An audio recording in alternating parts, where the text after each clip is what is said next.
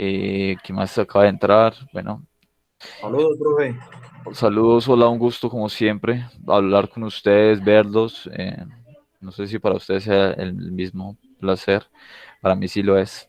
Eh, Quiero contarles que me puse a analizar los contenidos y los tiempos que tenemos para terminar, y sobre todo los contenidos, y me puse a pensar que quizá sería mucho más prudente para mí que ustedes repasaran esta clase del sector público, el estado de la demanda agregada y el superávit presupuestario que está dentro del Classroom, está el video de esto, para que entremos a oferta agregada y demanda agregada. Además, también me puse a ver los contenidos y de esta historia del dinero y cuáles son los usos del dinero, bueno, la teoría de los usos del dinero, me servirán para explicar esta oferta de demanda agregada. Entonces voy a hacer un pequeño ajuste, voy a pasar este tema para la próxima clase. Voy a adelantar este tema para la clase del día de hoy. Hola, Lady Joana. Este tema de la historia del dinero, cómo funciona el sistema monetario, a través de la historia, lo voy a pasar para hoy. Paso lo de oferta y demanda agregada, que ustedes ya estén repasados, hayan visto hayan repasado la clase pasada y lo paso para la próxima. Y allí, dentro de 15 días, haremos el parcial número 2. Ya con todos esos temas vistos, vamos a ver banca central, oferta monetaria, banco central, operaciones de mercado abierto y de una vez los objetivos del banco central y todo esto. Todo esto lo voy a agregar en una sola clase. Más bien, esto va a ir en toda solo una clase. Ya, habiendo visto esto, vamos a hacer el parcial 3. Vamos a hacer el parcial 3 que tiene el conocimiento acerca de la banca central, cuáles son los objetivos últimos de ella, cuáles son los instrumentos de la banca central y qué hace en al ver los indicadores macroeconómicos, cuáles son los instrumentos de la banca central para poder ya sea bajar la inflación, aumentar la producción, distintas operaciones de mercado abierto para poder hacer este tipo lograr el objetivo pues de ya sea bajar la inflación o aumentar la producción en cierto periodo de tiempo. ¿Me entienden ahora cuáles son los ajustes que voy a hacer aquí dentro de la clase? Por el día de hoy solamente vamos a ver la historia del dinero, cuáles son los agregados monetarios y cuáles son una breve historia del dinero en el mundo. ¿Les parece bien? Listo, profe. Sí, señor. Bueno, son unos ajustecitos que viendo los contenidos me puse a pensar, pueden ser mucho más transparentes para que ustedes entiendan cuáles son los usos del dinero, porque a veces uno cree que solo tiene uno y se da cuenta en la historia que tiene muchos usos y por tanto tiene distintas maneras bueno, de actuar sobre él para conseguir distintos objetivos macroeconómicos. Bueno, la clase de hoy se llama Historia o Historias del Dinero y lo coloco así en mayúsculas el dinero porque lo vamos a ver con una gran categoría y algunas consideraciones sobre estos dineros o este dinero como gran concepto a través de la historia. Para ver eso, vamos a explicar un momento cómo es que surgió este tema del dinero en la historia y en la prehistoria de la humanidad. Dado los hallazgos arqueológicos de muchas personas que han visto la historia de la humanidad, ya sea en ruinas, ya sea en algunas minas o cuevas, donde la gente generaba pictogramas y dibujaba todas sus historias, nosotros sabemos que las primeras comunidades humanas no hacían uso del dinero como tal. ¿Por qué? Porque en ellas no haya suficiente excedente de la producción. ¿Qué es el excedente de la producción? Es todo aquello que le sobra a la producción necesaria para la subsistencia. Todo aquello que más allá de la subsistencia, sobre para de pronto para guardar para la posteridad, para invertir y todo eso, se da gracias a que la humanidad genera excedente. Cuando estas comunidades generaban, pues obviamente cazaban, recolectaban, no generaban suficiente excedente, ellos no manejaban el intercambio entre comunidades o entre individuos. Vivían en una especie, como se llama históricamente a esto, y lo llamó un escritor ya se me olvidó el nombre de este señor, perdónenme, después se los digo. Era un escritor que comenzó a reunir la historia económica de la humanidad lo llamó comunismo primitivo. ¿Qué es comunismo primitivo? Donde una sociedad no tiene derechos de propiedad y cada uno de ellos es dueño de la naturaleza en total y no hay tan claras las restricciones de uno sobre propiedades, viven casi todos en comunismo. Cuando se logra cuando viven este comunismo primitivo, no hay necesidad de dinero porque no hay necesidad de intercambiar entre ellos. Esto se ha visto en sociedades como esta, la americana, después de cruzar el estrecho del Bering, que los vemos aquí, que son recolectores, son cazadores, y lo vemos también en estas pequeñas comunidades esquimales que ustedes ven acá a la derecha, que son pues, del Círculo Polar Ártico, y se nota pues ese tipo de situaciones en estas sociedades que todavía hoy perduran. No sé si las hayan visto, los esquimales.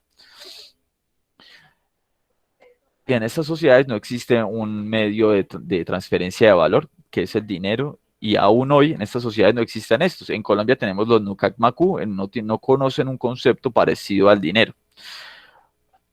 Bueno, todos entienden aquí de pronto que en esta sociedad primitiva no había una necesidad del dinero y porque primero no había excedente de la producción y no hay una propiedad privada sobre los bienes, ni la tierra, ni nada, sino que le pertenece a la comunidad en general y no a un individuo en ella.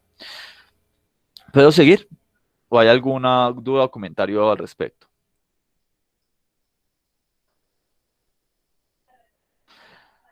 Bueno. ¿Cuándo empieza a haber una necesidad sobre el dinero? ¿Cuándo empieza el dinero a ser necesario en la sociedad y dónde empieza a participar este concepto, este constructo humano para que las personas comiencen a comerciar? Cuando ya empiezan a darse excedentes.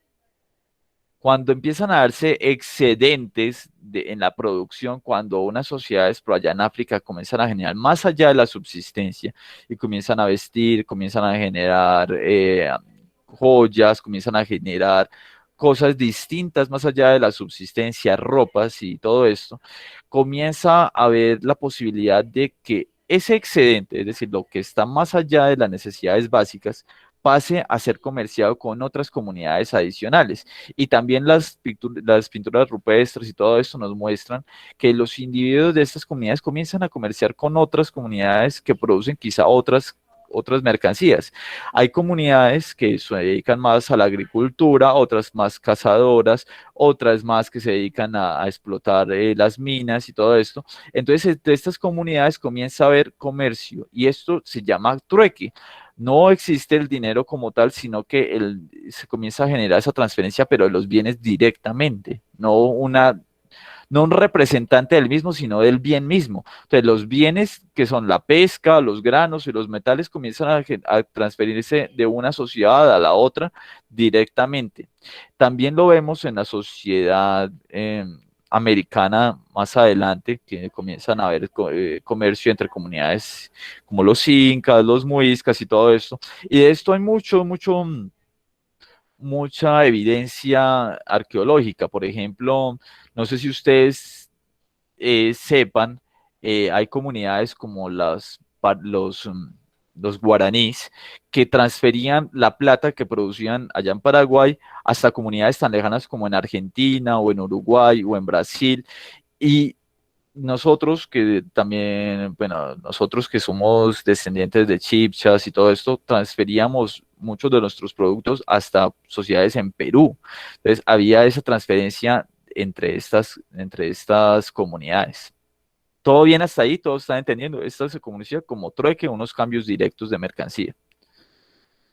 ¿Sí? Bueno, pero ¿qué pasa cuando aparece no solamente el comercio directo con otra comunidad, sino que hay una sociedad terciaria, llamemos, una sociedad distinta a la que está comerciando entre estas y aparece una tercera por allá? Cuando aparece una tercera por allá, las personas no necesitan necesariamente cambiar esta mercancía por otra, o estos ñames que están acá, por unos plátanos, sino que quizá necesitan una tercera mercancía. Allí es cuando comienza a aparecer el, el representante del valor, el representante de esto, un tercer una tercera moneda o una tercera mercancía que ayude a transferir la mercancía entre estas tres. Y allí es que se inventaron el dinero. Cuando ya la especialización comienza a aumentar más allá de dos comunidades, sino tres, cuatro, cinco, seis, ya cada una de estas comienza a generar cada vez más y más excedente. Esta comunidad ya, como les decía, en Paraguay se volvieron expertos en la producción minera. Los señores del Río de la Plata eran expertos pescadores, cazadores. Nosotros éramos también mineros y generábamos otras mercancías, comenzaron a comerciar entre ellas, pero no solamente acá, sino también en casi toda la historia de la humanidad. En Oriente Lejano, en Oriente Medio, comenzaron a verse esas especializaciones y estas comunidades necesitaban intercambiar. Allí es que apareció más excedente. Con esa especialización apareció más excedente y con ese excedente aparecieron nuevas formas de comerciar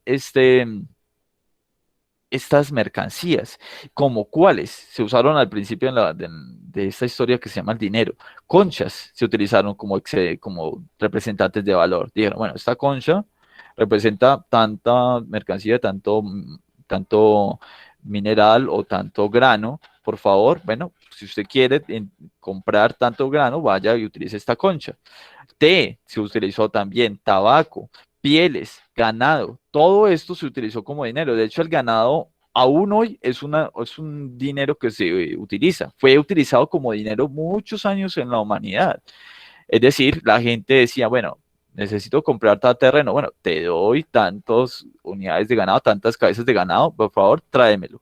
Lo lleva e inmediatamente la propiedad sobre un terreno pasa a otra persona u otra comunidad. Aún hoy todavía funciona. No sé si ustedes quieran contarme un ejemplo muy cercano que tenemos nosotros en Colombia, que el ganado funciona como dinero. Muchachos, ustedes están un poco callados, no sé si están molestos o están, no sé, desinteresados, angustiados, ¿qué pasa?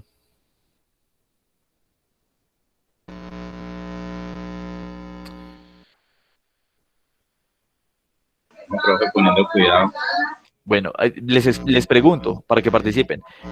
Ustedes hoy en día tienen casi que a la vista un ejemplo donde el ganado sirve como dinero. No sé si lo hayan visto en Colombia, todavía hoy, aún hoy. Miren, un ejemplo muy, muy, muy claro, el de los señores que viven en el norte, los wayú. Ellos a veces cuando tienen que pagar una dote o algo, lo pagan con ganado, con chivos. Entonces toma tanta cantidad de chivos y esa es la dote porque por la hija que te voy a dejar para que ustedes se encarguen de ella, es decir, la esposa. Este, este es una forma de valor que obviamente, si fue históricamente utilizado, es por algunas cualidades y es que preserva valor. O sea, el ganado preserva valor de lo que yo le he trabajado a él. O sea, si yo lo alimento, él preserva su sostenimiento, crece, se mantiene y es un trabajo que yo tengo acumulado allí y que de alguna manera no lo estoy consumiendo de una vez, sino que preserva valor y va a mantenerlo durante un tiempo. Cuando tiene esa cualidad de que preserva valor, puedo transferirlo a otra persona más adelante. Y esa persona también lo puede volver a transferir, no para consumirlo, sino para preservar el valor. Si tu trabajo no puedes guardarlo o guardar el producto de tu trabajo, ya sea una cuenta bancaria, ya sea en un terreno, lo que sea, mejor dicho, se podría deshacer entre tus manos. El ganado tiene esa cualidad, lo preserva. Tú preservas el trabajo, tú preservas algo y mantiene sus propiedades y lo puedes transferir más adelante en el futuro y de alguna manera.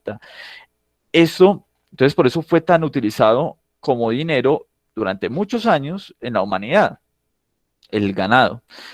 Sin embargo, el ganado, si era un dinero muy utilizado en la historia de la humanidad, también empezó a generar otros inconvenientes, como que, bueno, si necesito pasar tanta cantidad de ganado a tal parte para ir a comerciar, o si iba a comprar tal cosa, entonces necesito pasar un chivito. es muy complicado. Y además, no dura tanto en el tiempo como si se dieron cuenta más adelante, lo hacían las monedas. Entonces, ustedes tienen que entender una cosa acá. Cuando aparecieron las primeras monedas es porque la humanidad empezó a a hacer esto mucho más común de ir a hacer minería, ir a sacar de la tierra todos estos minerales, darles forma y al darles forma también poder darles unas caras, como ustedes ven acá, y esto lo empezaron a hacer en Lidia. Lidia, que hoy en día se llama Turquía, pero en el siglo VII antes de Cristo se llamaba Lidia. En este reino comenzaron a utilizar minerales para poder hacer las moneditas y las hacían de níquel y comenzaron a hacer esto, comenzaron a hacer formas, a darles caras y comenzaron a darse cuenta que era una manera muy útil de pasar valor. ¿Por qué? Porque el mineral en sí tenía valor, es decir, el mineral es útil, el mineral sirve para hacer herramientas, sirve para generar joyas. Entonces, era como lo era el ganado, también valioso en sí mismo, no como de pronto una piedra por ahí en la calle que quizá no tiene mucha utilidad, sino que era un mineral que era formable, era durable. Entonces comenzaron a utilizar esto como una expresión de valor del trabajo.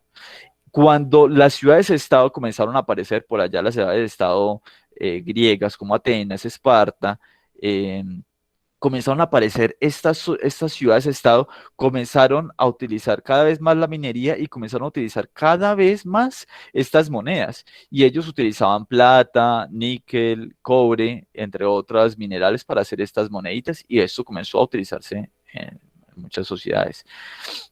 ¿Ok?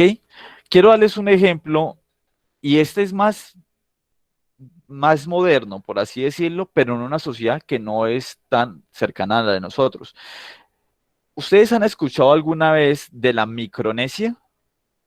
¿Saben qué es la Micronesia? Señor. Bueno, les voy a mostrar en un mapa de Google qué es la Micronesia. Hagan de cuenta, acá estamos nosotros, Colombia, la parte derecha, acá está la dorada, y hagan de cuenta que al otro lado del mundo, básicamente está al otro lado del mundo, hay una isla que es que está, mejor dicho, lo más cerca que hay está de como decir aquí a casi que a, no sé si a Costa Rica o más lejos. O bueno, son regiones alejadísimas del mundo, las Islas Carolina, todos estos lejos. Mire, el país más grande que existe, que es Filipinas, está súper lejos, a comparación pues de lo que nosotros andamos. Miren la distancia, es como de ir más allá del Amazonas, la isla más cercana que está, bueno, el país más grande que está allá. Imagínense este mundo tan aislado. Sí, primero, antes que nada, si ven el mapa, si se alcanzan a detallar la magnitud del aislamiento en donde está esta isla, que se llama la isla de Yap. Sí, bro. Esta isla de Yap tiene, ya les mostré, es una sociedad muy alejada físicamente de otros entornos. Por tanto, y además de esto, esta sociedad de acá, este territorio no tiene muchas minas ni de metales preciosos, no tiene oro, no tiene plata, ni los metales más preciosos que hay son unas rocas calizas que se pueden armar o se pueden cortar en pedazos muy grandes, como este que les estoy mostrando acá. ¿Se alcanzan a ver esta piedra gigante? Bueno, esta piedra pesa como un carro, es tan pesado como un carro. Pero es una piedra caliza, en verdad no tiene muchas más utilidades que de pronto la construcción, no se puede moldear, no se puede fundir. Es una piedra grande. Esta piedra, sin embargo, como ustedes la ven aquí, significa riqueza para estos señores. Esta piedra no tiene ninguna otra utilidad que representar riqueza. O pues de pronto usted puede colocar ahí, no sé, hacer una mesa con esto o algo así. Mientras como el ejemplo que les estaba diciendo antes del oro, el oro se puede moldear, hacer una joya con él, preserva valor, es un buen conductor eléctrico, el níquel también, el cobre, cada uno de estos metales, más allá de que socialmente las reconozcamos como riqueza, también son útiles. Sin embargo, estas rocas no lo son tanto.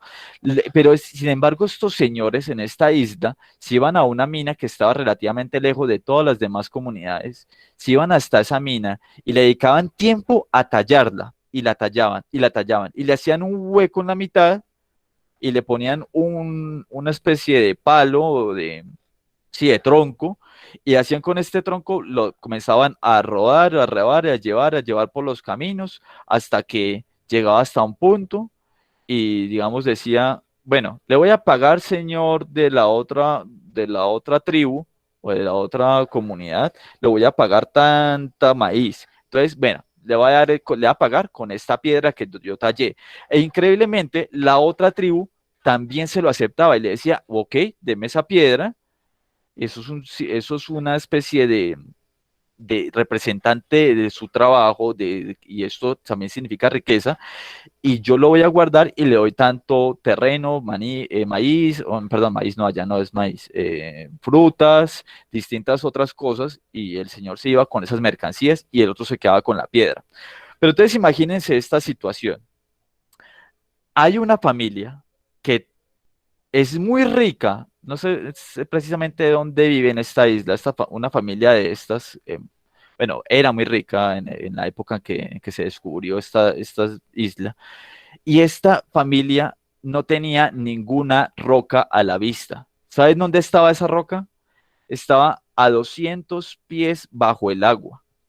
Y esa roca, ninguna de las personas que estaba viva en ese momento había nunca ni visto la piedra, ni nunca había tocado esa piedra, ni sabía exactamente dónde estaba esa piedra. Esa piedra estaba en el fondo del mar. Les, díganme ustedes si entienden la lógica, y esa familia era rica por esa piedra gigante y estaba en el fondo del mar. ¿Quién me quiere participar y decirme, profe, ¿por qué? ¿Cómo así? No la habían visto nunca en la vida, la piedra estaba allá en el fondo del mar y sin embargo esta familia era rica por esa piedra. ¿Quién me explica?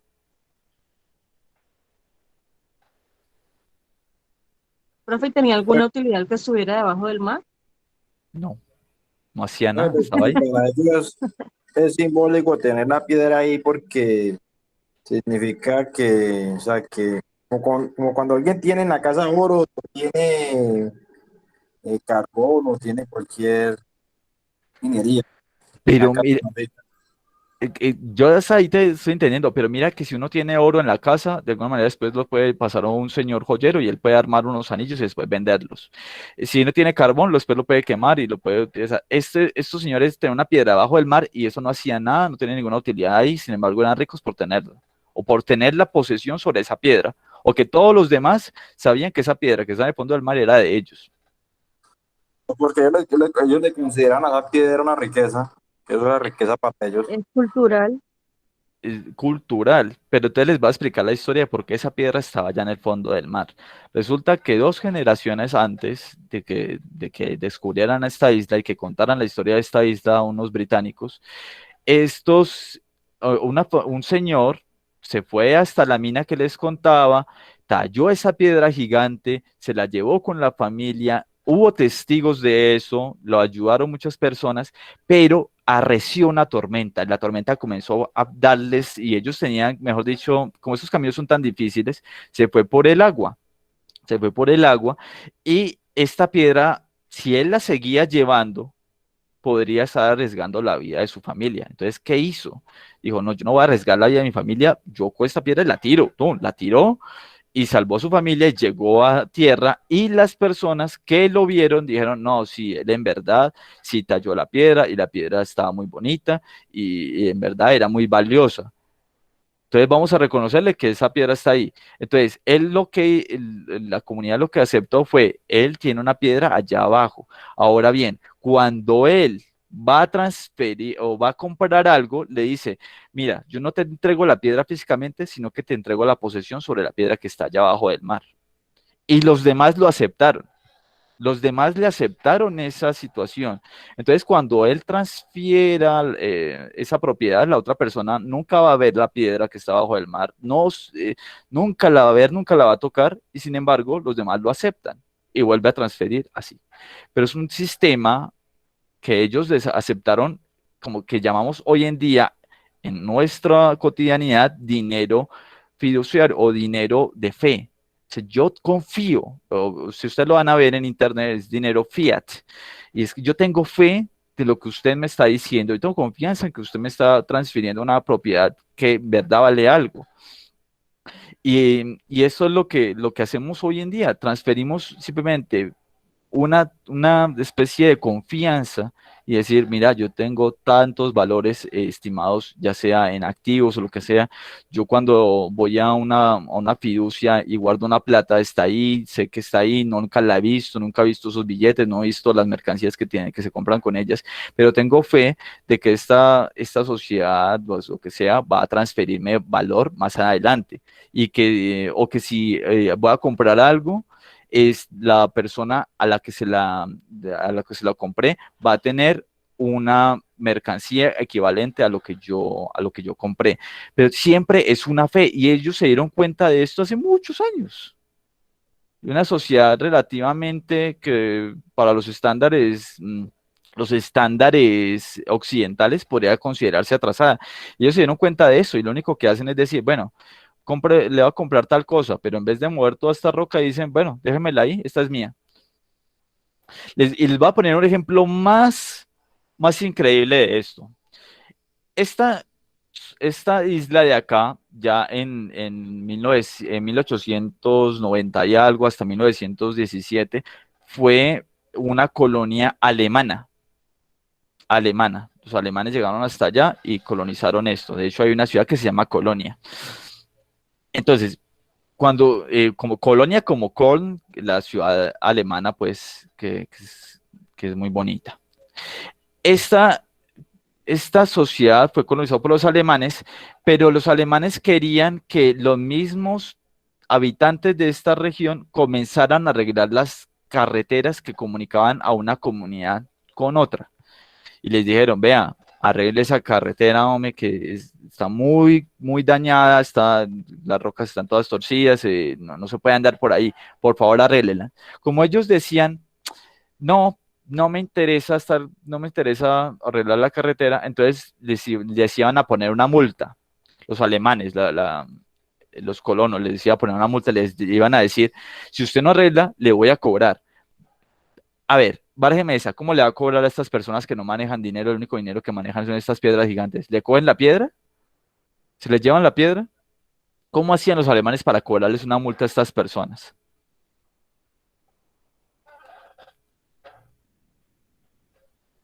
Con ¿Quién tiene una sangre, idea? profe, ¿Cómo? con sangre. No, no tan horrible. O les quitaban la casa de pronto. La casa, sí, profe, la propiedad. Pero, quitarle la propiedad o quitarle una casa o algo significaría poner a un guardia o algo ahí e evitar que la habiten, pero no podían hacer eso. O sea, muy complejo meterse en la casa de cada uno y evitar que la ocuparan. No. A ver, ¿qué otra solución piensan ustedes? ¿Cómo es la pregunta, profe? Haga de cuenta que usted le quiere poner una multa a las personas de una comunidad por no arreglar la carretera. ¿Cómo hace para cobrarle una multa si ellos no manejan dinero como nosotros? Los chivos. Si tienen chivos, le quitan los chivos. Bueno, podría hacerlo Profe, así, pero bueno, ¿qué otra de idea? pronto prohibirle que Trabajando. hicieran intercambio con otros. Pero entonces, ahí está, como dice Ana María, es prohibirle que usen esta piedra para intercambiar con ellos. Es decir, esta piedra ya no va a ser propiedad de la persona a la que supuestamente reconoce la sociedad que es propietaria de esta piedra, sino que vamos a colocar una cruz acá y le colocamos una cruz negra a estas piedras y dijeron, no, esta quedó vetada, esta piedra ya le pertenece al gobierno alemán. Y efectivamente, entonces las marcaron. Dijeron, no, usted no quiso arreglar, se la marco. Chun, chun, se la marcaron con pintura negra. Bueno, al estar marcada, las personas de esta comunidad en verdad se sintieron pobres y dijeron, no, yo no, en verdad no tengo piedras para comerciar. no tengo piedra, necesito piedra, entonces voy a arreglar. Y en verdad arreglaron las carreteras y arreglaron todo eso, quitaban las matas y todo eso y arreglaron las carreteras. Y el gobierno alemán lo que hizo fue quitarles la pintura. Y ahora, bueno, entonces ya le devuelvo la piedra. Así, esa fue la solución que encontraron. Las personas, al ver una cruz acá, en verdad se sintieron pobres. No le quitaron la casa, no le quitaron los chivos, no le quitaron terreno, nada, solamente le quitaron la piedra. Eso está documentado, no me estoy inventando la historia, es un libro de principios del siglo XX, se llama la Isla del Dinero de Piedra. Y ahí está documentado todos estos sucesos y cómo estas personas comenzaban a pasar como a decir, bueno, esa es una representación de riqueza. Pero todo eso uno se pone a pensar. Es lógico lo que ellos piensan como, o mejor dicho, los habitantes de esta isla, es lógico que estas personas comenzaron a comerciar, a inventarse todo este cuento de las piedras y todo eso. Y uno cuando ve ese ejemplo, después piensa en uno mismo. Y yo no soy, ¿y acaso yo soy muy distinto a lo que ellos hacen? Si a mí el día de mañana llega el gobierno de Colombia y me marca una cruz sobre mi cuenta bancaria y me dice, vea, le voy a quitar todas las cuentas, le voy a quitar todo esto, y le quita, de verdad, el poder para comerciar sobre esto, en verdad uno es pobre, pero físicamente no cambió nada, cambió fue el sistema de información que nos dice a todos quién tiene y quién no tiene. Es el reconocimiento de los demás. Ese reconocimiento de que yo tengo un valor, o yo tengo mejor dicho, yo tengo una riqueza y está expresada en tal cosa, en una cuenta bancaria, está expresada en acciones, está expresada en algo inmaterial y en algo no físico, solamente lo que los demás consideran que vale mi trabajo y vale lo que yo he generado durante muchos años. Y, y eso es el dinero, en verdad. Eso es el dinero. No es algo físico, algo en verdad material que expresa el valor de mi trabajo. No, es algo inmaterial, es algo completamente abstracto que nosotros nos inventamos hace mucho tiempo. Y esta sociedad hace tiempo lo plasmó. Es algo completamente inmaterial, es un derecho adquirido. ¿O no? ¿O qué me quiere decir? Algo distinto. ¿Qué les, o sea, me quieren decir, nosotros comerciamos de una manera muy distinta a lo que ellos hacen? No, profe, es lo mismo. Lo que pasa es que el de nosotros está globalizado, entonces digamos que no le parece uno tan absurdo. Pero ellos comercializan con lo que tienen a la mano y lo que les es útil. Pero es lo mismo. Es lo mismo. Y por eso nosotros llamamos al dinero, lo llamamos fiat, o lo llamamos fiduciario, que tiene que ver con la fe que tienen los demás sobre el dinero que nosotros tenemos, que el otro lo va a recibir, que sabiendo que el otro lo va a recibir, allí es donde tiene valor el dinero. No es otra, no tiene otro sustento el dinero. Saber que el otro lo va a recibir y siempre vamos a tener alguien que va a recibir el dinero que nosotros también recibimos. Eso es todo. Eso es todo lo que sustenta el sistema monetario mundial. Bueno, pero entonces, ya partiendo de ese concepto y ese autorreconocimiento, o si alguien quiere de pronto decirme, no, profe, no me parece que el dinero sea eso, pues bienvenido. Pero miren una situación muy histórica. En Colombia, el peso colombiano como lo conocemos hoy en día no existió durante mucho tiempo y sin embargo hubo mucho tiempo en que se recibían otras monedas y andaban a la vez muchas monedas. Solamente que estas monedas, después de un tiempo, empezaron a generar desconfianza y no fueron recibidas más. Hay varias monedas como por ejemplo el real, el medio real, el cuartillo, el maradevi, todas estas monedas andaban en Colombia y la gente las recibía hasta que un punto en que se dijo por decreto, ninguna de esas monedas va a andar más y de ahora en adelante vamos a recibir solamente el peso colombiano y el peso colombiano es la moneda de tránsito libre por todo Colombia. De hecho, en el eje cafetero hubo tiempo donde los mismos señores de, de las haciendas cafeteras comenzaron a imprimir dinero para que sus trabajadores, con el que pagaban, fueran al pueblo y compraran mercancías con ese dinero en ese pueblo. Pero obviamente solamente tenía transferencia o valor en ese pueblito. O con, y entonces, bueno, eso no fue muy repetido durante mucho tiempo, pero fue un dinero que funcionó durante un tiempo, que transfería valor a un señor trabajador. En la antigua Atenas pasó también algo parecido. Miren que Atenas, no sé si ustedes sepan o quieren ver el mapa, ¿dónde está Atenas? ¿Quieren ver el mapa?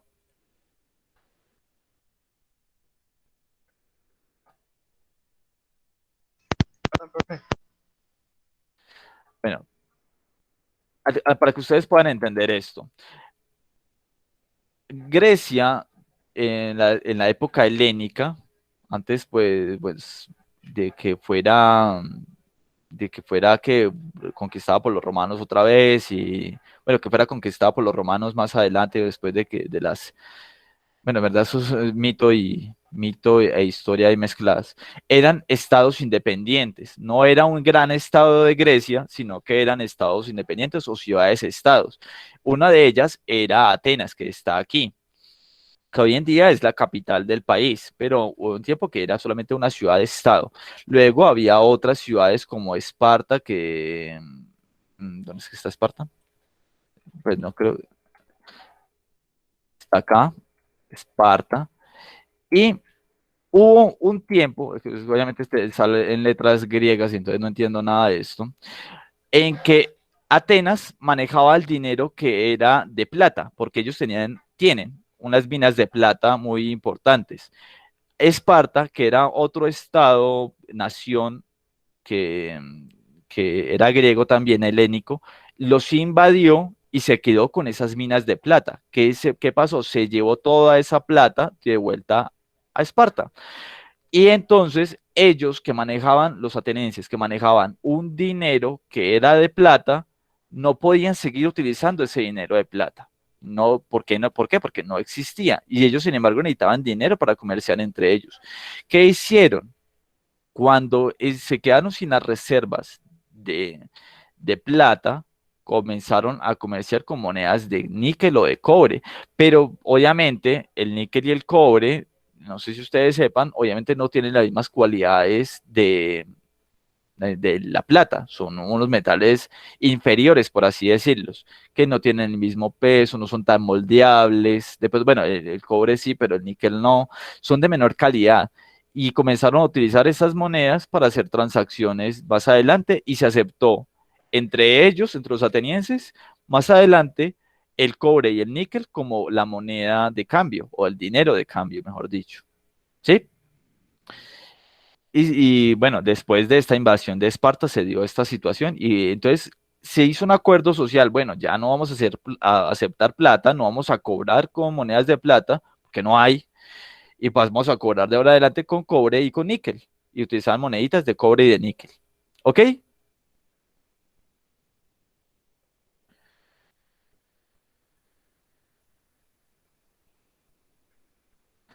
¿Se entiende? O sea, es un constructo social. Es un constructo social.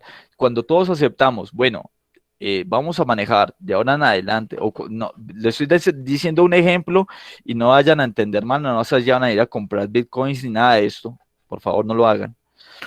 Pero en el momento en que la sociedad diga, el bitcoin es aceptado y los bancos mundiales, bancos centrales digan, no, el bitcoin va a ser aceptado en adelante, en ese momento, ahí sí ya va a ser un constructo social en que la gente vaya a aceptar el bitcoin. Y dependerá pues de que sea un acuerdo social implementado por los bancos centrales, de que las empresas lo acepten y todo esto.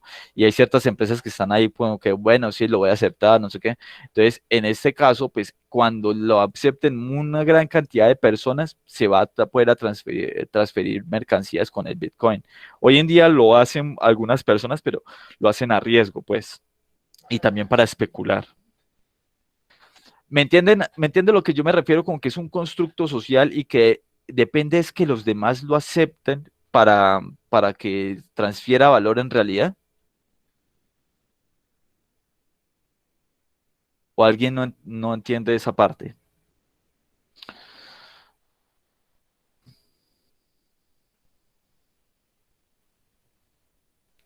¿Alguien queda con una duda o puedo seguir adelante? Siga, profe. Listo. Entonces, miren, por allá hace mucho, como en el siglo XVII, me excusan, es que como hace rato no oí esta clase, no me acuerdo precisamente de la ley de Gresham cuando la presentaron. Del siglo XVII-XVIII. Un señor economista comenzó a darse cuenta de que las personas cada vez comienzan a guardar todas esas monedas que son de buena calidad, o mejor dicho, esos dineros de buena calidad, cada vez comienzan a aparecer menos en el mercado. Mientras tanto, comienzan a ser reemplazados por moneda de menor calidad, o mejor dicho, dinero de menor calidad. Es decir, las personas comienzan a guardarse las cosas que comienzan a ver como más valiosas. Por ejemplo, cuando el oro comienza a desaparecer del mercado porque la gente dice, no, yo con este oro mejor no voy a transferir mercancías, yo mejor lo guardo, yo no voy a comprar nada con él y voy a comprar con una moneda de menor calidad, por ejemplo, como el níquel. Y eso pasó históricamente, las personas comienzan a guardar las cosas que tienen mayor valor de uso, es decir, que yo puedo utilizar en el futuro y lo que sí es más, digamos, de alguna manera menos útil, como por ejemplo el níquel, comienza a ser un representante del oro. La gente comienza a guardar esas monedas de calidad, que tienen buenas características físicas y que no se dañan tan fácil, que es hasta bonita, porque el oro es bonito, y comienza a aparecer más monedas de níquel, de cobre, todas las monedas que nosotros manejamos son de cobre, todo esto comienza a aparecer más en el mercado porque son mucho más, digamos, de alguna manera despreciables. Entonces, comienza a aparecer esa situación histórica. El oro reemplaza al níquel, pero cuando lo vemos en el mercado de hoy en día, donde nosotros comerciamos con distintas monedas de distinto tiempo, también lo vemos con las monedas nacionales y las monedas extranjeras.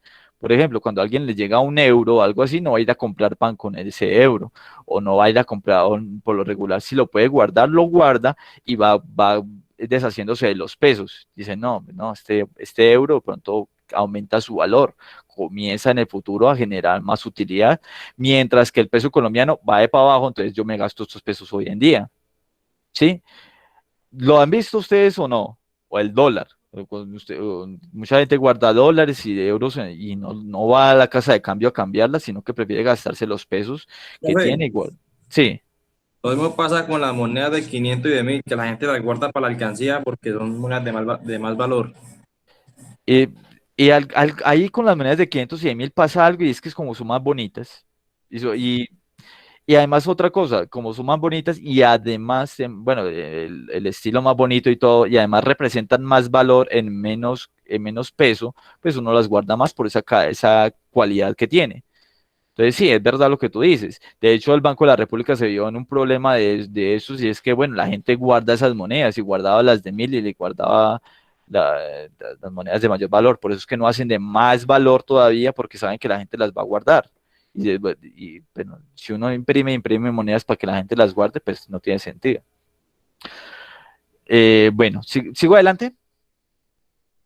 Esa es la ley de Gresham, que las monedas de menores cualidades comienzan a reemplazar las de mejores cualidades y hoy en día lo vemos es con las monedas nacionales y las monedas extranjeras o que llamamos divisas. Las personas tienden a guardar las divisas de mayor valor, como son el euro, el dólar, y comienza a generar más riqueza, o mejor dicho, tesorar riqueza en moneda extranjera. Entonces, bueno, no sé si se han dado cuenta, pero yo les he hablado muchos usos que tiene el dinero. El dinero cumple con muchas funciones en la sociedad.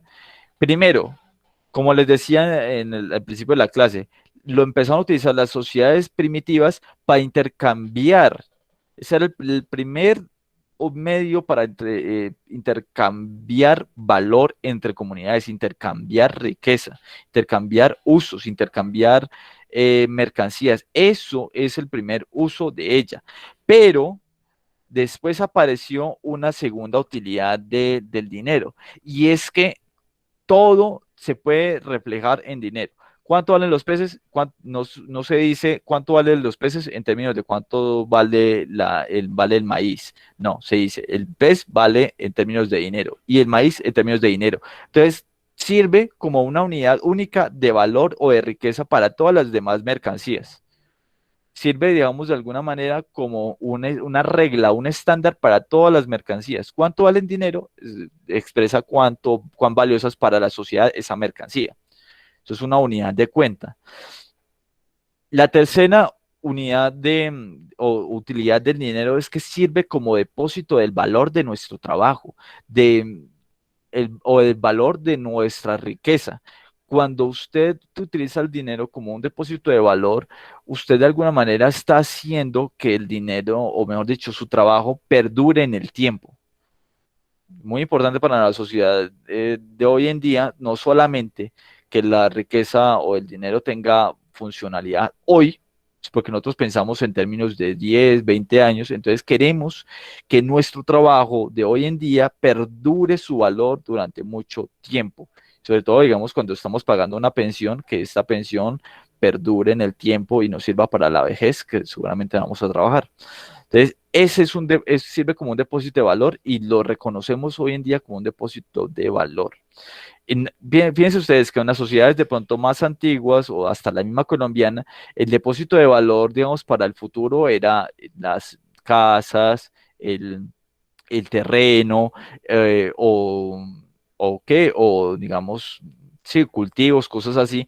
Y hoy en día nosotros como ciudadanos de pronto no estamos más acostumbrados a hablar de dinero. No, tengo tanta plata guardada en mi pensión, tengo tanta plata guardada en tal activo. Y es un depósito de valor, mientras que las personas de otros tiempos pensaban más en términos de mercancías, terrenos, cultivos y todas estas cosas. Bueno,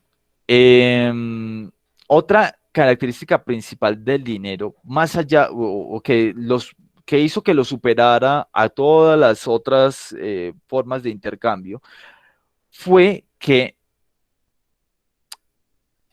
es muy líquido, o mejor dicho, la moneda actual que nosotros manejamos es muy líquida, y es decir, que puede transferirse de una persona a otra de manera muy fácil, mientras que hay otros depósitos de valor que no son tan fácilmente transferibles como otras. Es que les voy a dar unos ejemplos muy, muy históricos. Las obras de arte. Las obras de arte han servido durante muchos años como una transferencia de valor.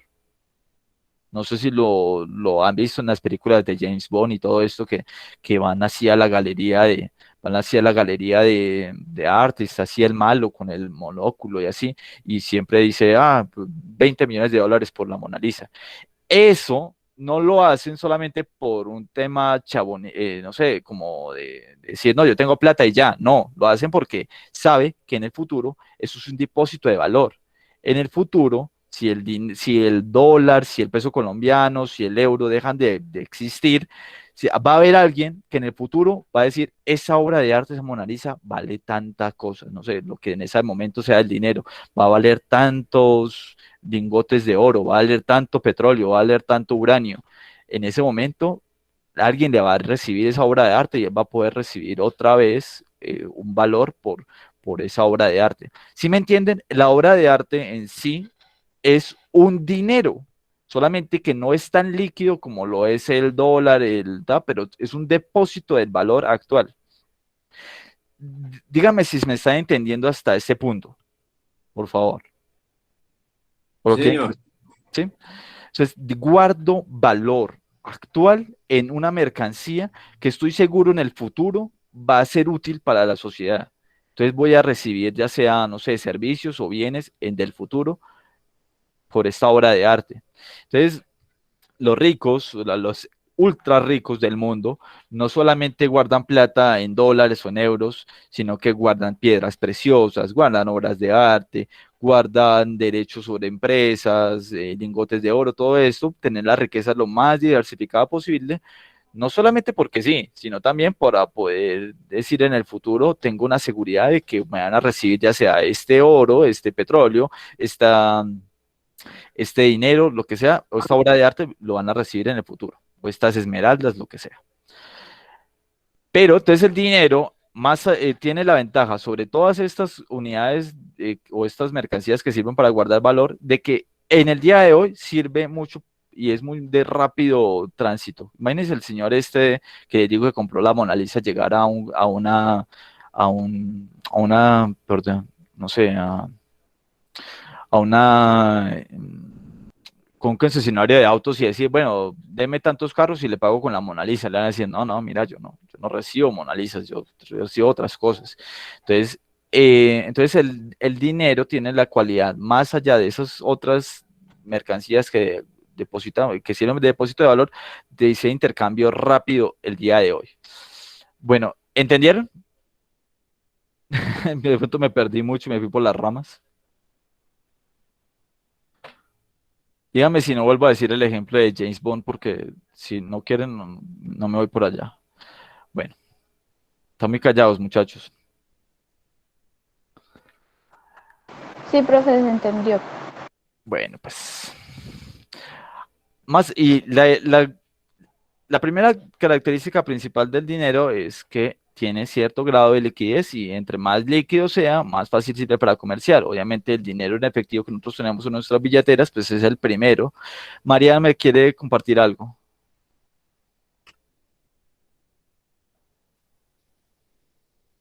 ¿No? Se quedó la mano alzada María Paula. Bueno. Otro, Perdón, profe, no sé cómo la activo, la verdad. tranquila.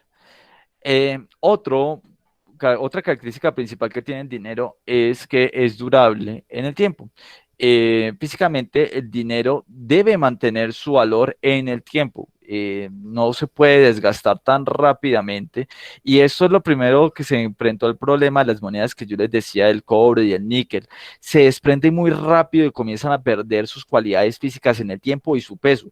En la época que les estoy hablando, donde aparecieron las primeras monedas, el peso de cada moneda era súper importante porque cuando iban a comerciar, no iban a contar las monedas, no, porque por una cuestión muy clara. ¿Por qué no contaban las monedas? Porque una persona viva por ahí lo que podía hacer era fundir las monedas que recibía y dividirlas en monedas más chiquitas y tener digamos, 1.2 más monedas que antes, ¿cierto? Un vivo pensaría así, ¿cierto que sí? Bueno, un vivo de esa época. Entonces fundo las monedas y las divido, las vuelvo a hacer más chiquiticas, entonces tengo más monedas y tengo más riqueza. Entonces las pillaron, entonces lo que hacían los comerciantes de la época, más allá de contarlas, era pesarlas. Las ponían en balancitas y las pesaban y decían, bueno, ok, entonces tenemos tanto peso de todas estas monedas en oro, ok, esto equivale a tantos granos, a tantas vacas, no sé. Entonces los comerciantes de esa época tenían era balanzas. Muy importante esto, muchachos. Entonces, como las monedas de níquel y de cobre, con el desgaste, el uso, la manipulación, comienzan a perder partes de ellas mismas, entonces eso las hacía malos dineros, o sea, mejor dicho, las hacían como no los dineros más útiles, les decían, yo sé que el caso de los de Atenas, por allá en el 711 antes de Cristo, era, no, yo voy a aceptar ahora oro y níquel, perdón, níquel y cobre por necesidad, pero la primera elección era escoger monedas de buena calidad física, como la plata, el oro. Por eso es que la plata y el oro han sido los dineros predilectos de toda la historia, porque no se desgastan tanto con el uso, con el toque. ¿Sí me entiende por qué el oro y la plata fueron tan buenos o tan buenos dineros en el tiempo y fueron tan aceptados en la historia? Por esas cualidades físicas, por no perder la durabilidad. Y hoy en día el dinero también tiene que tener esas cualidades, tiene que tener una capacidad de no dañarse tan rápidamente, tiene que tener un buen papel, una tinta que no se vaya a rayar o algo así. De hecho, hay dineros en el mundo, o mejor dicho, hay billetes en el mundo que se mojan y no les pasa nada. O sea, bueno, son de otros países. Bueno, de hecho los billetes de 100.000, de 50.000 de hoy en día son muy durables a comparación de los billetes viejos. Tienen que mantener sus capacidades físicas durante muchos años, pues. Otra característica que tienen los dineros es que sean muy divisibles, que tengan alta divisibilidad, que pueda permitir transacciones muy fáciles y pequeñas, que ayuden al consumidor en el diario vivir, que pueda, digamos, de alguna manera transferirse en cantidades mínimas. Y eso fue una de las características por las cuales se comenzó a reemplazar el ganado como dinero en la historia. El ganado antes, uy Dios mío, por acá le están dando a un niño una tusa. Eh, Ustedes ven que el ganado no puede transferirse por unas cantidades mínimas, no le puede vender media vaca a una persona y una vaca es costosa. Entonces, las personas de esta época comenzaron a decir, no, mira, vamos a utilizar unas monedas que representan unas cantidades más pequeñas de transacciones. Si va a comprar un pez, no lo va a comprar con una vaca, no lo va a comprar con unas cantidades de oro, digamos, una moneda de oro, estas cosas. También se dieron cuenta de que el dinero, entre mayor costo de almacenamiento tenga, mejor. Es decir, que sea menos difícil transportarlo, que sea más fácil llevarlo de un lado a otro, que sea más fácil decir, bueno, voy a llevar una bolsa de oro a decir, voy a llenar una vaca. Entonces es más fácil pues hacer esto y por eso el dinero es importante que tenga estas características. Primero, que sea líquido, que sea durable, que sea divisible en pequeñas cantidades, que tenga bajo costo de almacenamiento. Todo esto es lo que hace a un buen dinero en una sociedad. Volviendo a la historia del dinero, quiero contarles cuáles son las primeras referencias del dinero tal como lo conocemos hoy en día. ¿Cómo es que llegamos al dinero de toda esa historia, al dinero de hoy en día? Durante muchos años, las comunidades acuñaron el uso del dinero como transferencia de valor, ya lo vimos desde la prehistoria, los primeros turcos, que eran los litios, pues, algunos países como sí, Atenas, Grecia, o, bueno, eran ciudades-estado, Atenas o Grecia tenían otras monedas, bueno, pero veamos lo que es más parecido a la actualidad. Les voy a mostrar, por ejemplo, el primer papel, de los primeros papeles monedas de la sociedad occidental, o sociedad occidental, porque en China se inventaron por allá hace muchos siglos el primer papel moneda, pero como lo conocemos nosotros. Este es el primer, el primer billete, o uno de los primeros billetes que se inventaron por allá en el siglo XIX, y es una referencia de un banco. Hagan de cuenta lo siguiente. El primer billete, lo que era en verdad, era una representación de unas monedas de oro dentro de una bóveda de un banco. Lo que hacían este banco de acá, este banco que era el Banco de San Francisco, lo que hacía era guardar el oro de las personas que tenían su dinero, ¿cierto? Representado en oro. Decían, yo tengo tanto oro, pero como este oro podía ser sujeto a robos, a o a pérdida. Si una persona se le pierde una bolsa de oro, pues pierde mucha plata. Si pierde una billetera con unos cuantos billetes, pues pierde, pero no tanto. Entonces lo que hacía el banco era, bueno, ok, guárdeme, yo le guardo a usted tanto oro y le voy a dar unos certificados en mi nombre, es decir, del Banco de San Francisco, y le voy a decir, vaya y compre con eso, vaya y compre con esta vaina, y la gente representaba con este billete de acá 5 monedas de oro. ¿Sí me entienden? Lo que él decía con este billete era, mira, yo tengo 5 billetes de oro guardados en el Banco de San Francisco. Esto es de los primeros billetes que existieron pues en Estados Unidos. ¿Sí me entienden?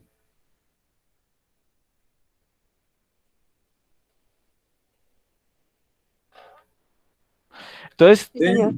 Entonces, si alguien que recibiera después de que el señor que recibió el billete o el certificado, que era esto básicamente era un certificado o una boleta que decía, el tal señor tiene tantas monedas de oro en el banco. Si este señor se lo pasaba al zapatero por unos zapatos, si este zapatero se lo pasaba a otro señor, al señor de la carne por tanta carne, y si este señor de la carne no le interesaba ese billetico, podía volver al banco y decir, mira, yo tengo este certificado, por favor, deme mis monedas de oro, porque a mí me gusta la moneda de oro. Y entonces podía ir a hacer esa transferencia y volver a coger esas 5 monedas de oro y volver a comerciar con esto. Bueno, como esto se comenzó a dar tan frecuentemente de que las personas no iban en verdad al banco por ese oro, no iban, no lo hacían. El banco comenzó a decir, no, pero ¿para qué tengo este oro acá guardado? La gente no viene por esto. La gente no viene por esto. Y comenzaron a darse cuenta, "Ah, pero este oro nadie en verdad viene por esto, porque es que tener oro en verdad es un embole, un engaño. Este señor que tiene el oro podría estar guardándolo aquí y en verdad estar comerciando con una billetera que pesa mucho menos con esos billeticos. Y la gente comenzó a aceptar más frecuentemente el uso de estos billetes. Fíjense, muchachos, que en sociedades anteriores a esto, como la sociedad no, la sociedad veneciana por allá del siglo XV, XVI, todavía comerciaban con monedas de oro y con monedas de plata. Y cuando alguien iba a comprar algo, bueno, deme tantas monedas de plata. Bueno, les digo el ejemplo de la sociedad veneciana porque pues es de las sociedades comerciales más grandes de la época del Renacimiento o de Florencia, Florencia, Italia. Toda esta gente todavía comerciaba con monedas de oro y fue apenas hasta el siglo XVIII, siglo XIX que comenzaron a decir, no, vamos a representar nuestro dinero, nuestra riqueza con estos billeticos. Y comenzaron a hacer esto y comenzaron a guardar estas monedas de oro en verdad en estos grandes bancos y bóvedas, como por ejemplo este que les muestro del Banco de San Francisco. Mírense ustedes, llevando esto al ejemplo de Colombia, no sé si ustedes o sus papás se dan cuenta de que antes los billetes de Colombia tenían guardado ahí tantos pesos oro. Tantos pesos oro. No sé si lo han visto o lo vieron. Ustedes ven un billete de hoy en día, no dice tanto peso oro, no. Pero los de antes sí decían tanto peso oro. Lo que quería decir esto, y era mentira, no era verdad, esos billetes estaban entrando en una mentira, es que la gente podía ir al Banco de la República, que era el que emitía el billetico, y sacar tanta oro. En verdad esto dejó de ser verdad hasta por allá en los años 70, y las personas no podían ir ahí, pero sin embargo mantenían esto. Y por allá en el 90 y algo, un senador demandó ante la nación esto y decían, ustedes no pueden mentir a la gente de que la gente puede ir por oro al banco. Y esto lo quitaron de acá y ahora ningún billete dice que se puede ir por oro al banco. Eso no es verdad. Esto solamente era una mentira, pero fue verdad por allá en los años 40, 50, hasta 60, y podía la gente ir por oro hasta el banco. ¿Listo, muchachos? Sí, señor. Listo. Les voy a contar una cosa más allá de estos billeticos. Cuando empezó la emisión de los billetes, volvamos al tema de Estados Unidos. Esto lo emitía, por ejemplo, el Banco de San Francisco. Pero el Banco de San Francisco, perdón, el Banco de San Francisco en Estados Unidos es otro banco como o era en otro banco como lo hoy es en día en Colombia, el Bancolombia, o el Banco de Vivienda, o otros bancos. Santiago, sí, me vas a preguntar algo, sí. Profe, una pregunta. Sí, Anteriormente, el dinero que imprimían era representado en oro sí, y ahorita el dinero de ahora no es representado en oro. ajá, Y si necesitamos más dinero, pues ¿por qué no imprimen más billetes? listo. Eso lo íbamos a ver en la clase siguiente. Ok, ¿por qué no se imprimen más billetes? Por lo siguiente, los billetes tienen que representar algo en la sociedad, tienen que representar algo. Antes representaban, vamos a verlo más adelante con unas diapositivas, antes representaban cuánto oro había y era como una medida de la riqueza, como Bueno, hay tanta riqueza en verdad, los billetes tienen que responder a esa riqueza para que se pueda transferir la misma riqueza, de pronto acrecentarla, pero transferirla entre nosotros, ¿sí? Hacer una especie de eso.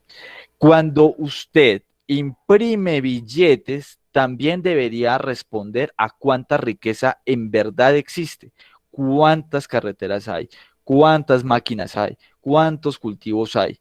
Si usted con los billetes que está imprimiendo no representa esa riqueza real, usted lo que está haciendo es generar billetes que no representan la verdadera riqueza de la nación, porque los billetes no son la riqueza, los billetes solamente son una representación de la misma. ¿Sí me entiendes? Sí, señor. Profe, pero otra preguntita. ¿Cómo hacen para representar la riqueza Sí. si las multinacionales se la están llevando? Bueno, eso es muy debatible. Eso es muy debatible.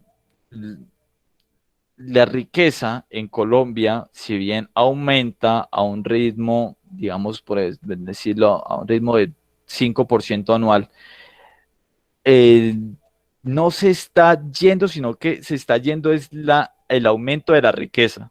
Ese pequeño aumento que se está viendo se está yendo, pero la riqueza de alguna manera se está manteniendo en temas de infraestructura, de los activos que tienen las personas y todo esto. Entonces, no es tan cierto. Y te lo puedo mostrar con datos. Solamente que el aumento de la riqueza se está llevando a bolsillos de otras personas o de multinacionales, como tú lo dices, o personas muy ricas. Mientras que los demás seguimos como de alguna manera estancados y siempre con la misma riqueza, los mismos activos y no crecemos a la misma velocidad a la que crece toda la economía, ¿sí? O sea, la gran masa de nosotros crece a otro ritmo. Pero podemos entrar a eso después. Ahora, la pregunta que estábamos manejando antes, Santiago, que simplemente, ¿por qué no se imprimen más billetes? Es por una sencilla razón. Los billetes tienen que representar los activos reales de la nación. Cuántas casas hay, cuánto petróleo hay, cuántas cosas hay en verdad en el momento en el país. Si tú imprimes más billetes sin que aumente al mismo ritmo los bienes, lo que vas a hacer es que esos billetes representan cada vez menos y menos mercancías. Cuando pasa eso, cada billete, como representa menos, se tiene que pagar más billetes para comprar las mismas mercancías y eso es inflación. Cada billete representa menos mercancías y eso es lo que le pasó a Venezuela. Ellos hicieron lo mismo que tú dijiste, ¿por qué no se imprimen más billetes? Se imprimieron, no aumentaron los activos, no aumentaron los bienes y entonces, claro, cada billete ahora tiene que representar más y más y más bienes. Y entonces cada uno de esos billetes es más inútil. Entonces, para ir a comprar el pan tienes que ir con una bolsa gigante de billetes. ¿Sí ves por qué no se puede hacer eso? La cantidad de billetes que hay en la economía tiene que crecer a la misma velocidad que los bienes. No puede crecer a otro. ¿Ok? Ok, bro. Ok. Claro que hay momentos en que se puede aumentar la cantidad de billetes como para darle un impulso a la economía. Es como un impulso, darle un empujoncito y hacer lo que tú dices, pero en un tiempo, digamos, prudencial, se tiene que volver a retraer esa oferta monetaria para que los precios se mantengan. Pero bueno, vamos para allá, Profe, no te adelantes. Sí. un ejemplo, por ejemplo, Estados Unidos, la cantidad de bienes que ellos representan en la economía es, es porque ellos, como decirlo así, son los dueños del petróleo del mundo. Bueno, los dueños de petróleo del mundo, tú sabes que son los árabes. Y pues, Estados Unidos sí tiene mucho petróleo, sí, pero la mayor parte, bueno, sí, Estados Pero por Unidos. decir, ellos son los que le compran todo el petróleo a Colombia Es que o lo refinan para venderle a Colombia combustible. Entonces se sí, quedan como con la riqueza. Pero es que pero ellos, allá todo el mundo tiene muy buena economía. no sé si se acuerdan de cuando hablábamos del mercado de bonos y hablábamos de las calificaciones de los países. ¿Se acuerdan de eso? ¿Alguien se acuerda?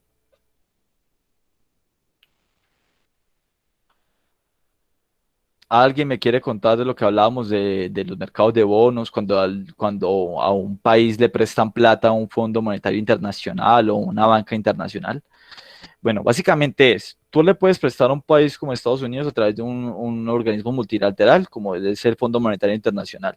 Ese Fondo Monetario Internacional, que es una banca privada, le puede prestar a Estados Unidos porque ellos saben que ellos, como Estados Unidos tiene petróleo, tiene refinerías, tiene todas estas infraestructuras, sabe que en el futuro le va a pagar con intereses.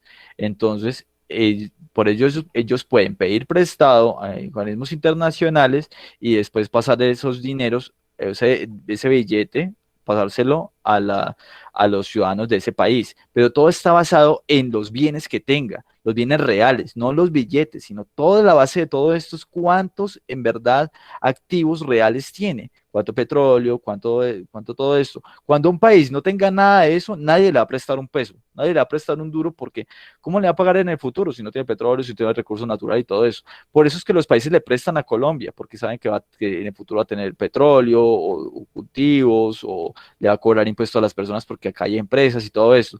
En el momento en que nada de eso exista, nadie le prestaría a Colombia. Y ese es el tema con lo de la reforma tributaria. Colombia debe tanta plata en la actualidad que digamos que digamos, de alguna manera su atacrédito, o mejor dicho, su certificación crediticia, está muy en riesgo. Si Colombia no comienza a cobrar los impuestos a alguien, pues no estoy diciendo a las personas naturales, no a las empresas, no sé, a quien sea, si no le cobra impuestos a alguien, estos organismos multilaterales que le prestan plata a Colombia, en el futuro no van a decir, yo no le presto a Colombia porque con cómo me aseguro de que me pagan en el futuro. ¿Sí? Tienen el data crédito por el piso. Bueno, data crédito es para las personas, pero estoy hablando de la certificación del país. Si la certificación del país está muy por debajo, nadie le va a prestar. Entonces, por eso la reforma tributaria es tan necesaria, porque tiene que cobrar impuestos y pronto, o tiene que hacer una aseguración, o tiene que asegurarle a alguien que va a cobrar impuestos a las personas, o le va a cobrar impuestos a los ricos, o lo que sea. Bueno, por eso es que torpemente Duque hizo esta reforma tributaria quizá en el peor momento y apuntándole a al peor objetivo, y le está cobrando impuestos a los más pobres porque de alguna manera tiene que decirle a estos organismos multilaterales, tiene que decirle, vea, yo en el futuro le voy a pagar. Mire que le estoy cobrando más impuestos a estas personas, entonces le voy a pagar, pero présteme más.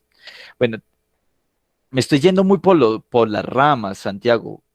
Por ahora, una pregunta a la vez. ¿Entienden esto de que no se puede imprimir dinero a una velocidad como, como tan, como tan a la loca, sino que se tiene que imprimir dinero de acuerdo a los activos que tiene la nación o a la riqueza que genera la nación? ¿Sí me entienden hasta ahí? Sí, profe, comprendo. Listo. Quiero volver y después veamos los temas siguientes y después entremos al debate. Muy bien, Santiago, pero dame las preguntas para más tardecito. ¿Listo? Quiero mostrarles que estos billetes que les estaba contando, los primeros billetes, los emitían bancos como el de San Francisco, o hayan otros bancos que generaban estos billeticos. Pero eso era como si Bancolombia genera billetes. Ustedes no ven billetes de Bancolombia, ni ven billetes de la vivienda, ¿cierto que no? Estos eran bancos privados y los bancos privados son los primeros que empezaron a emitir esto.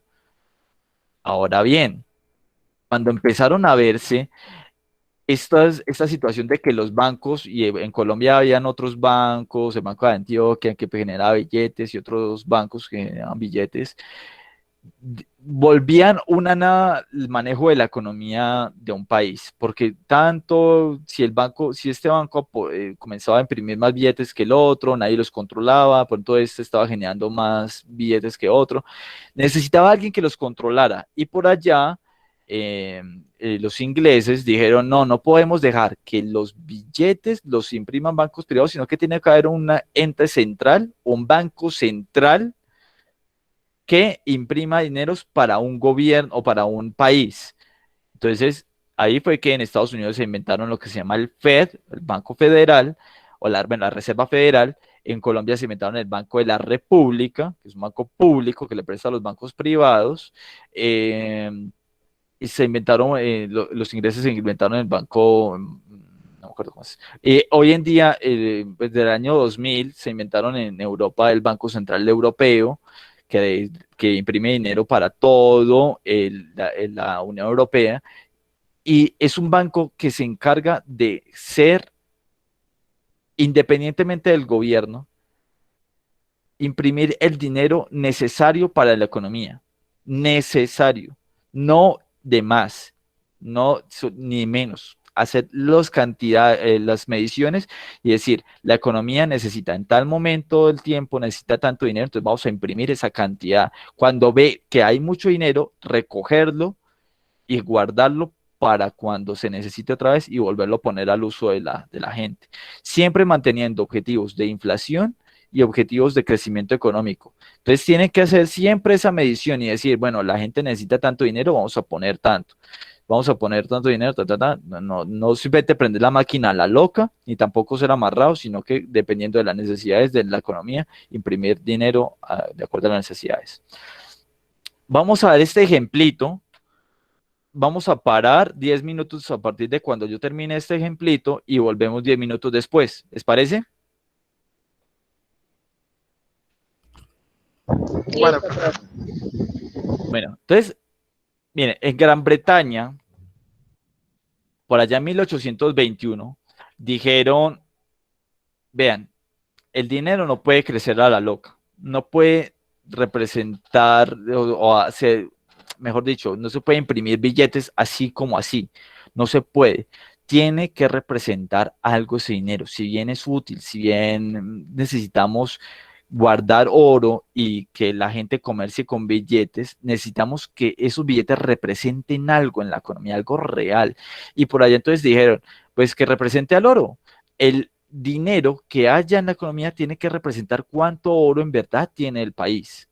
¿Cuántos billetes de libras esterlinas tiene que haber en Inglaterra, dijeron ellos? Pues lo que haya en oro en ese momento. Si las cantidades de oro que hay en la economía crecieron porque se produjo oro, se compró a otro país, pues metamos más billetes. Si por alguna razón ese oro se fue, digamos que compramos con oro a otro país tanto petróleo, lo que sea, bueno, en esa época no petróleo, pero sí de pronto compramos una isla con ese oro, pues entonces la cantidad de billetes que hay en ese momento tiene que reducirse. Ellos dijeron así, la cantidad de dinero que hay tiene que representar una cantidad de oro, siempre tiene que permanecer, y eso se llamó patrón oro. Ahora bien, ¿qué pasó? ¿Por qué y en primer lugar, ¿por qué se tomó esa decisión? La plata se hizo muy escasa, la producción de plata en Europa comenzó a hacerse muy escasa en Europa y el oro se impuso como moneda sobre ella. Pues la plata en esa época también, como les decía, tiene unas muy buenas cualidades, pero había muy poca, entonces se fueron por el oro. Después, en la primera mitad del siglo XX, todavía se sostenía ese patrón de oro. Es decir, los billetes, aquí los billeticos que están a la izquierda, no crecían al ritmo que quisieran de pronto los bancos que los imprimían, sino que comenzó a sostenerse por allá a decir, no, mira, vamos a hacer lo siguiente. Vamos a sostener este patrón de oro y mucho tiempo, eso se sostuvo durante muchos años, hasta que llegamos por allá a los años 30, donde habían personas que decían, hombre, necesitamos más dinero. ¿Por qué necesitamos más dinero? Necesitamos más dinero independientemente de que el oro no crezca en la misma velocidad. ¿Por qué necesitamos más billetes? Por ejemplo, libras esterlinas. Porque el oro crece de manera poco o inequitativa en el mundo, o mejor dicho, no crece.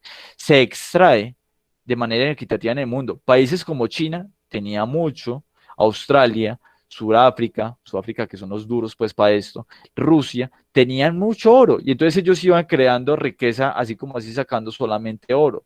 Y entonces ellos en Gran Bretaña comenzaron a decir, no, mira, pero ¿cómo es posible que en China o en Sudáfrica saquen oro y pues vengan acá y nos compren un montón de cosas con este oro? Nosotros no tenemos posibilidades en Gran Bretaña, acá no hay minas de oro, entonces estamos mejor dicho, le estamos dando riqueza a otros por un oro, que quizá de pronto sí es para guardar. Esas fueron una de las primeras voces que se escuchaban ahí. Y otro factor físico es que en el futuro, muchachos, cada año que pasa, cada vez hay más y más y más y más riquezas representadas en carreteras, en casas, en cultivos. Y eso crece a una velocidad quizá mucho mayor a la que se extrae el oro. Y si esos billetes que están acá, que representan al oro en la sociedad, de pronto no crecen a la misma velocidad que las personas lo necesitan, porque las personas, como al haber tantas mercancías nuevas, nuevos bienes, nuevos servicios, necesitan más plata para comerciarlos. Y si estos billetes crecen a la velocidad a la que se extrae el oro, pues estos billetes no van a ser suficientes para las personas. ¿Sí lo ven ustedes? Entonces, ¿qué va a pasar con esto? Las personas, dijeron, muchos economistas de los años 30 dijeron, no, se tiene que abolir ese patrón oro. Se tiene que imprimir dinero de acuerdo a las necesidades de la economía y no importa cuánto oro tenga el país. Por allá, entonces en los 30 comenzaron a sonar esas primeras voces de que se comenzara a abolir ese patrón oro. Pero entonces todavía no se abolía, no se abolía. Y con la Segunda Guerra Mundial seguían sonando las voces, necesitamos más dinero y el oro no crece a la misma velocidad, o no se extrae a la misma velocidad, perdón. Cuando pasa esto, pasan muchos años, desde los 40 hasta los años 70, donde había muchas voces de decir, abolamos este patrón oro, necesitamos más billetes para poder comerciar. Entonces, pasó un ejemplito muy, muy parecido a lo que pasó. ¿Se acuerda con las islas estas de la roca gigante? ¿Se acuerdan? Resulta que el gobierno francés le quería comprar una mercancía al gobierno, perdón, no, fue al contrario. El gobierno francés le estaba vendiendo una mercancía al gobierno estadounidense. Normalmente, ¿cómo se hace esta transferencia internacional? ¿Cómo se haría normalmente? Se haría mandando un barco con todo ese oro, ¡pum! Y antes se iban con todo ese oro y decían, bueno, el gobierno francés aquí perdón, el gobierno norteamericano le va a mandar tanto oro al gobierno francés. ¿Sí? Ese es el ejercicio normal. Y que los franceses lo guarden en sus bóvedas, dirían los gringos. Como ese traslado es tan costoso en tiempo, esfuerzo, los franceses dijeron, no, ¿sabe qué? Déjemelo allá guardado. Déjemelo allá guardado, no pasa nada. Guárdelo allá en la Reserva Federal estadounidense, guárdelo allá. Y entonces pasó que lo guardaron allá y dijeron, obviamente, muchos economistas de Estados Unidos sí, de Estados Unidos dijeron, pero ¿cómo es posible? Perdimos tantas reservas de oro, que se fue tanto oro, se fue tanta riqueza de la nación, y el oro estaba ahí guardado. Lo único que hicieron los estadounidenses fue separar unas cosas y los movieron un poquito para un lado y dijeron, no, eso es de Francia. Y no hicieron un traslado físico realmente, fue un cambio del derecho sobre la propiedad de ese oro. Cuando pasó eso, más voces a favor de la abolición del patrón oro dijeron, mire, es una tontería, ese oro ni se movió. ¿Para qué? ¿Para qué decir que vamos a sostener esto sabiendo que tiene problemas de distribución inequitativa en el mundo, tiene problemas de extracción, no crece a la misma velocidad que crece la economía, además que no se mueve? Abolamos eso. Pasó muchos años y hasta que dijeron en el 71, cuando Estados Unidos entró a la guerra de Vietnam. ¿Eso fue en el 71? No entraron en el 71, pero sí entraron unos años antes, y Nixon dijo, necesitamos crear muchos billetes para poder solventar esta guerra. Necesitamos crear muchos dólares para poder solventar esta guerra. Y sin embargo, el oro no estaba y no crecía a la misma velocidad. De hecho, Estados Unidos estaba de alguna manera estancado por este oro. Y Nixon dijo, ustedes no si saben quién es Richard Nixon, dijo, ¿sabe qué? Chao, patrón oro. Vamos a crear billetes de acuerdo a las necesidades de la economía. Y vamos a crear muchos billetes porque necesitamos pagarle muchos salarios a soldados, necesitamos pagar maquinarias, armas y todo esto, y crear un poco de billetes y abolieron ese patrón oro. Y cuando Estados Unidos lo hizo, el resto del mundo ya dijo, ok, ya, chao. No importa cuánto oro tenga el país, vamos a crear billetes que tengan otro valor. Pero entonces, cuando empezaron a crearse billetes a la loca, en esta época, comenzó la inflación a crecer y a crecer y a crecer. ¿Por qué? Porque vieron como que no tenían freno, como que bueno, si no tengo esta restricción de cuánto oro tiene el país, pues puedo crear billetes a lo que he. Pues eso lo que hizo fue que crecían los billetes a un ritmo distinto a lo que crecían los bienes en la economía. Los bienes crecen a una tasa pues, de 5 o 6% si lo ve bien el país. Y los billetes si crecen más del 6% o más de la tasa que crecen los bienes, pueden representar cada vez menos bienes. Y al representar cada vez menos bienes, entonces se requieren más billetes para comprar la misma cantidad de bienes que antes. Y ejemplo, como el de Venezuela u otros países que han hecho eso de prima a lo loco.